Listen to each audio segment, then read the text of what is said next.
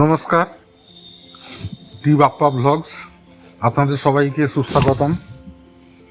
আজকে আমি দাঁড়িয়েছি দীঘা থেকে হাওড়া তার মধ্যবর্তী স্টেশন বাজকুলের দেশপ্রাণ স্টেশনে।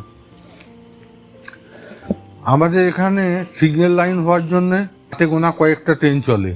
এবারে সুবিধে অসুবিধা একটু বলছি যে এখানকার গ্রামেগঞ্জের মানুষ জীবিকার তাগিদে সবাই শহরে বিভিন্ন জায়গায় কাজ করে, কিন্তু তারা সপ্তাহান্তে আসার বাড়ির চেষ্টা করে কিন্তু পারে না, কেন ট্রেন তো কম। আর বাসের যে ভাড়া, ডিজেল যন্ত্রাংশ বাড়ার জন্যে বাসের ভাড়া এখন এতে আকাশ ছোঁয়া। তারপরে কোনো যদি অকেশান হয় তাতে বাসের ওই মৌকা দেখে তারা প্রায় ডবল ভাড়া নেয়, সেই জন্য অনেকে আসতে পারে না। সেই জন্যে আমি সবাইকে আর দৃষ্টি আকর্ষণ করার জন্য বলছি যে যদি একটু ট্রেনটা বাড়ানো যায়, কেননা পর্যটক তো প্রচুর।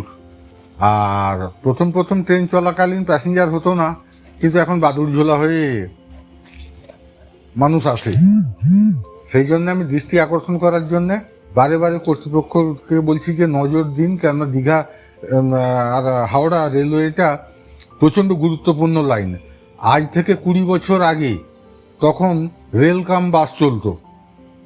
রেল কাম বাসটা কীরকম না, হাওড়া থেকে তমলুক পর্যন্ত আসতো ট্রেন, আর ওখান থেকে তার কমিউনিকেশানে বাস আসতো দীঘা থেকে তমলুক পর্যন্ত। এটার নাম ছিল, প্রকল্পটার নাম ছিল রেল কাম বাস।